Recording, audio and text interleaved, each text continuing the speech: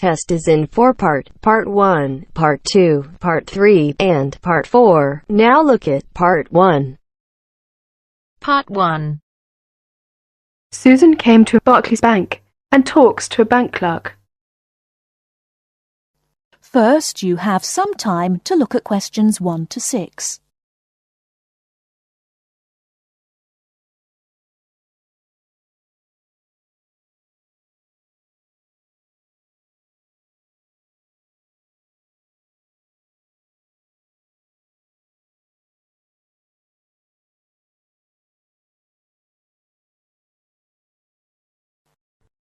Listen carefully and answer questions 1 to 6.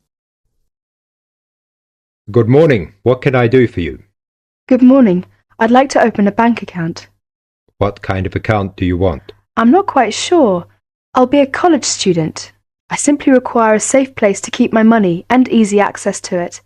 Can you recommend an account for me? All right. Do you get a grant? No, I will be supporting myself. I see. You could open an instant account. What's an instant account? Basically, it's an interest account. It has all the usual current account facilities such as a cash card and a deposit book, except a checkbook, and pays competitive interest on your account when it's in credit. There are 2 levels of interest for this account. If your balance is up to £500, the interest is 5.25%. If your balance is 500 or over, it attracts an even higher rate of interest, which goes up to 7.25%.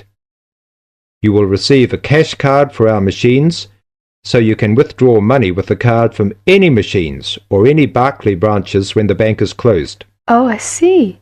How can I withdraw money if I have no checkbook? Well, you have to withdraw money either using your card or visiting your branch. I see. Before you hear the rest of the conversation, you have some time to look at questions 7 to 10.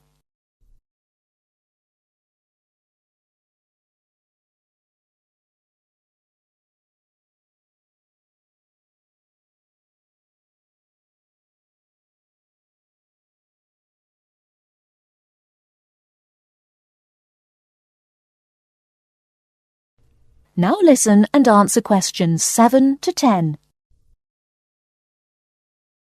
How can I find out how much money I have in my account? You can ask your branch and tell them how often you would like to receive your statement, which provides you with a permanent record of income and expenditure. It will show every transaction on your account and the balance remaining at the end of each day.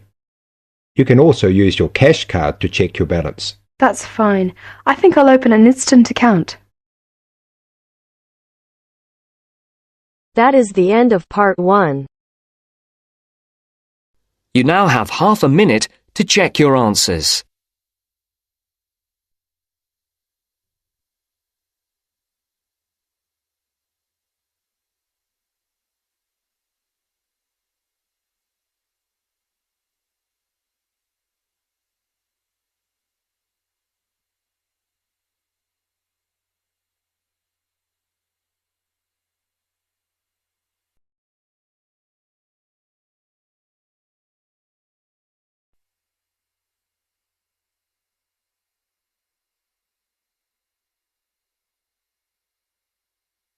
Now turns to Part 2. Part 2. You'll hear someone talking to a group of university students. First, you have some time to look at questions 11 to 17.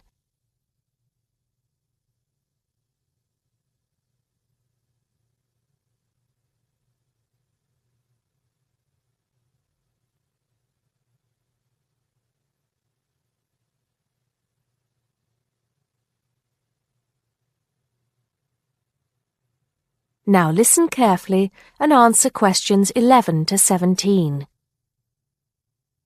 Good morning, everybody, and welcome to Upton University. I hope you are settling in and beginning to find your way around.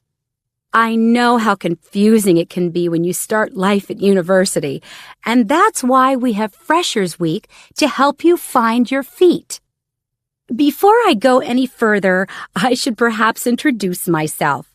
My name is Sally Jackson, and I am the Secretary of the Students' Union, which has organized this week of events for you. You will usually find me in the office on the first floor of this building when I'm not attending lectures. Anyway, down to business. Of course, there are a few things that you are obliged to get done during your first week here. But once you've opened a bank account, if you haven't got one already, seen your director of studies to discuss which courses you are going to take, and signed up with a doctor, there will be plenty of time left to enjoy the events we have arranged for the week. And have we got a lot lined up for you?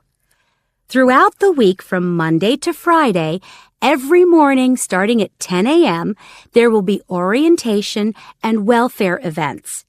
These will include tours of the campus, which, as you have probably noticed, is the size of a small town with 9,000 residential students, as well as sessions on developing study skills. We also have tours of Upton itself arranged for you, with a bus leaving from outside this building every afternoon at 5 o'clock. There are a number of interesting things to do and see in and around Upton, so you can expect visits to the castle and museum as well as the popular Ghost Walk. You'll need to sign up for this one, as numbers are limited. Just put your name on the list on the notice board in the entrance lobby. An important event is scheduled for Monday, that's the day after tomorrow, when we will be holding the academic fair. This is an opportunity for you to speak to students and academic staff about the courses that are on offer. The academic fair starts at 1 o'clock, by the way. There are a couple of other fairs that I think will interest you. First of all, we have the Societies Fair on Tuesday the 16th, which I think is an absolute must. You might not believe it, but the university has over 150 societies and sports clubs you can sign up for, so you are sure to find something of interest to you. That also starts at 1 o'clock, and it will be here in the Union Building.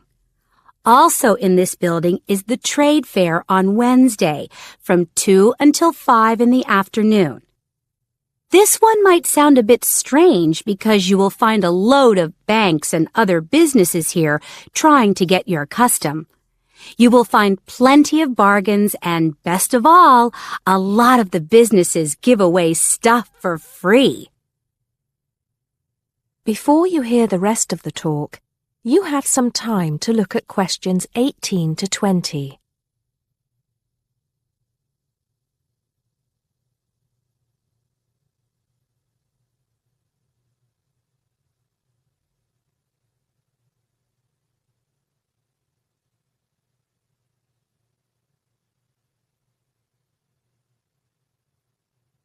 Now listen and answer questions 18 to 20.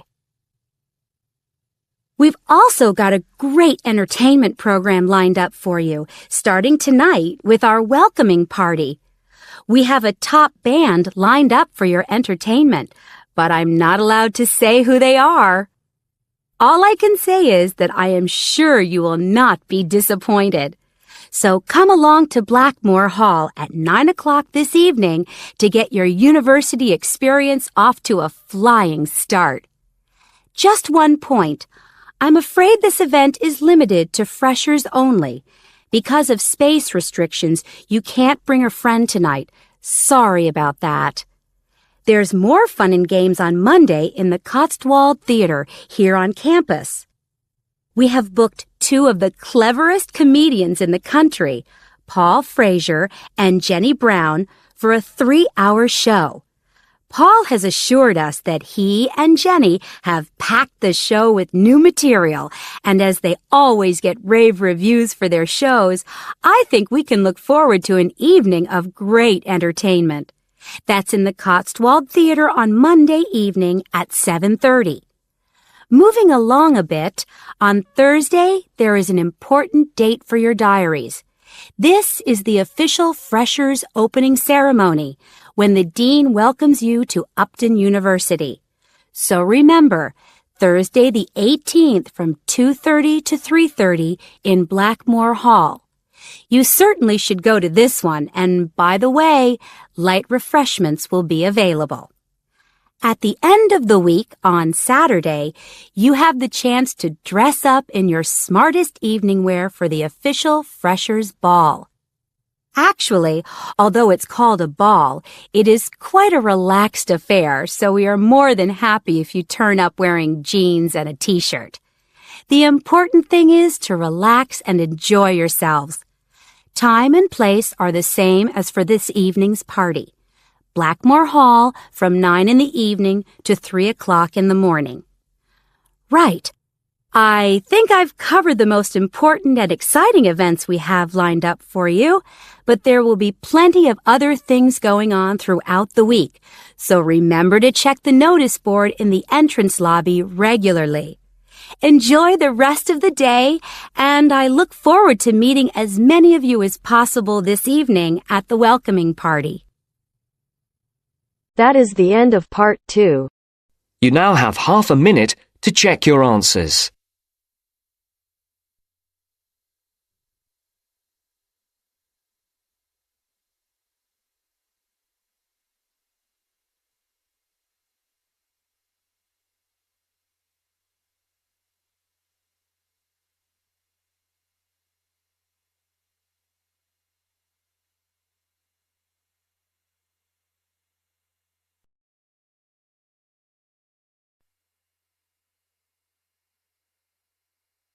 Now turns to part 3. Part 3. You will hear a tutor and 2 students discussing the best ways to study. First, you have some time to look at questions 21 to 25.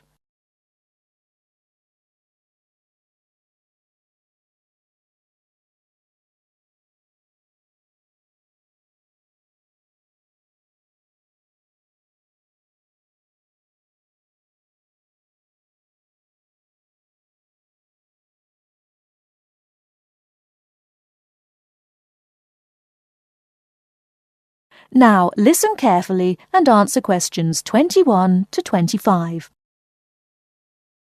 Well, how are you both settling in? Fine. Yes, no problems. So far, anyway. Good. Remember that as your personal tutor, I'm here to help you if you do have any difficulties. Now, as you know, lectures start on Monday, so I thought we'd look at a few ways of making the most of them, especially in terms of the notes you take. Let's begin by thinking about what you can do before you even go to the lecture. Any ideas? Make sure you're up to date with all the background reading, so you know plenty about the subject already. Yes, that's essential. The lecturer will assume you have that knowledge. Anything else, Carlos? Well, check what the topic's going to be. Of the lecture, that is. I'd go a bit further than that and consider what the content may be. Then you could ask yourself some questions that you want answering and listen out for the relevant information during the lecture. Okay. Now that brings us to the lecture itself and the actual business of writing notes. But there's a lot to deal with there, so we'll come back to that later. What I'd like to do for the moment is continue with the process of note-taking and move on to the next stage. Any suggestions for what that might be? When the lecture is over, you mean? Yes, once you're able to sit down somewhere quiet with your notes. Read them? More than that, you need to make sure they'll still make sense to you weeks, months later. Edit them? Yes, that's what's needed. It's well worth spending a few minutes on it. Any missing words, anything difficult to read, things you didn't have time to jot down, now is the time to do so, while everything's still fresh in your mind. Right. And after that, when's the best time to revise them? When do you think, Carlos? I'd say just before the next lecture, in the same subject. Precisely. That's a vital time to look at them again, for obvious reasons. But it's definitely not the only time. When should you revise them again? A month later, maybe? Sooner, and much more often than that. I'd recommend you look at them again once a week. That's why it's so important they're complete and easy to follow.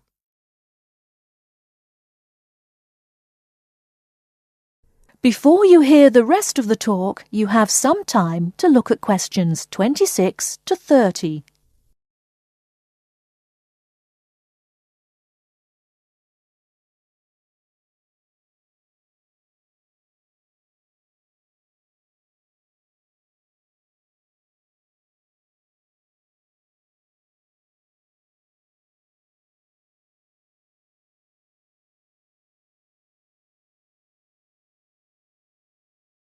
Now listen and answer questions 26 to 30. Right. Let's go back to note-taking and begin with the basics before the lecture has even started. What should you do when you walk into the room? Get a good seat, at the front if you can, where you can hear clearly and avoid distractions. Yes, though obviously others will have had the same idea, so it's as well to get there a bit early. So, when the lecture's underway and you're busy jotting things down, what should you try to ensure? That you're getting all the main points. And what if you don't catch something you know must be important? I'd leave a space. Then I could check it later, perhaps by asking a question at the end and fill it in afterwards. That's an excellent way to deal with it, yes.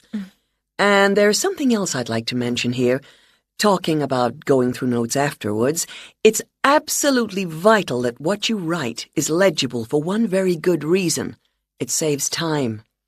You'll waste many hours during the course if your revision is held up because you can't read what you've written.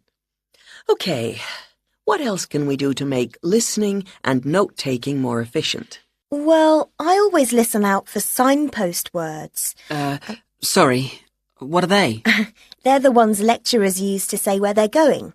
A bit like a signpost at a road junction, I suppose. Things like, the first reason is, however, to sum up, and so on. Yes, they can tell you when something important is coming, and help you organize your notes, too. Is there anything else you can add, Carlos? There's something I think's very useful, but it's later, after the lecture is finished. That's fine. Go on. Well, what I do is go through what I've written down, summing up the main points in a few words in the margin, on the left-hand side of the page. I try to use words that'll jog my memory, so that I can remember what everything's about when I look at them again. Yes, that can work very well. What some people do to review their notes is cover up their full notes from the lecture, maybe with a piece of paper or a card, and concentrate just on what they've put in the margin, trying to recall the details. Then they move the cover down a little and check whether they were right. Or you could put your main points on another piece of paper and clip them together. Instead of covering and uncovering, you just hold a page in each hand. Sure. It's down to personal preference, really. Everyone has their own learning style. That is the end of part 3. You now have half a minute to check your answers.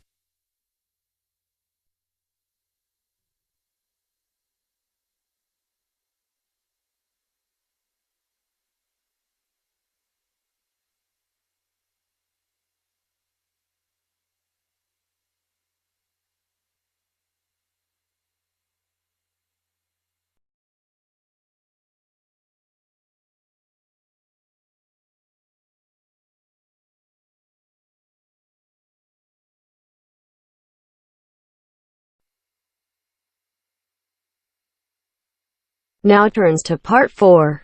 Part 4. You will now hear a speaker talking about student loans. First, you have some time to look at questions 31 to 40.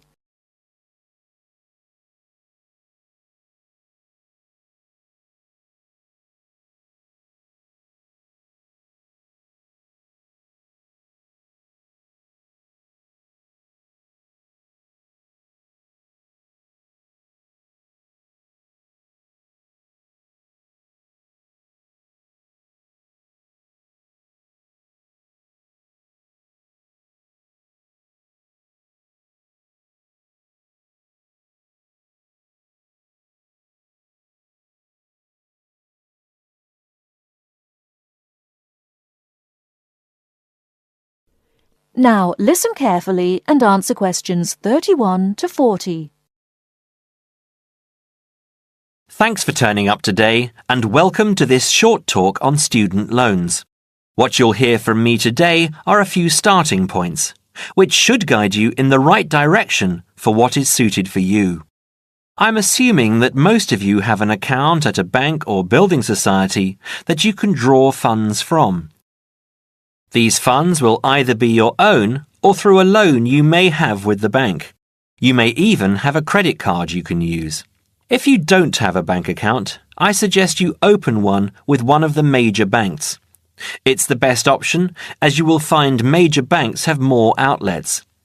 Within the city and in close proximity to the university are HSBC in City Plaza, Barclays in Ragdale Square, National Westminster in Preston Park, and Halifax in Hope Street. At this stage, I just want to inform international students that not all the services available for resident students will be available to you.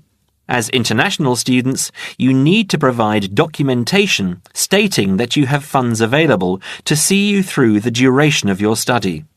Different banks have different policies, so search out the one that will benefit you the most. You will also need to provide a photocopy of your passport and certification of your enrolment in the university. The most common way of taking out a student loan is either through the university or through a banking institution. If you decide to go with the university, again, you need to supply a certification of enrolment and passport if you're an international student, or if you're a resident, you will only need the enrolment details. One word of warning is that you need to be clear on the interest you will be paying on your loan. The interest level through some universities is almost as much as the loan itself, so if you borrow £10,000, you might have to pay back close to 20. Also, with student loans through the university, you have a limited time to pay them back, and this time is not flexible. You might have only 1 year. You might have 5. As I said, different universities have different policies. This university, for example, has an interest rate of 23.5%. It's quite high, but not as high as many of the other larger universities. The other option is to take out a loan through your bank. You will find that most banks will have lower interest rates than the university. They average roughly between 14.5 to 18.5%. Banks also give you an option of over how many years you want to make repayments. You can basically choose to pay it back in a year or in 10, even more if you are finding it difficult. Make sure you have an account with the bank you decide to go with. Either a current account or a savings account is enough. With either of these accounts, you can use your card to make withdrawals and deposits from automatic teller machines at any time, and make payments over the internet if you choose. You can also use Maestro, one of the systems which automatically take the money from your account at a time that you have specifically stated, and deposits it into a nominated account of your choice. You might decide to have £150 taken out each month, and each month this is what will happen. Also, check what fees apply with what services. Some services are free of charge, but they are few and far between. OK, so that's all from me. If there are any questions related to what I've covered today, please raise your hand. That is the end of part 4. You now have half a minute to check your answers.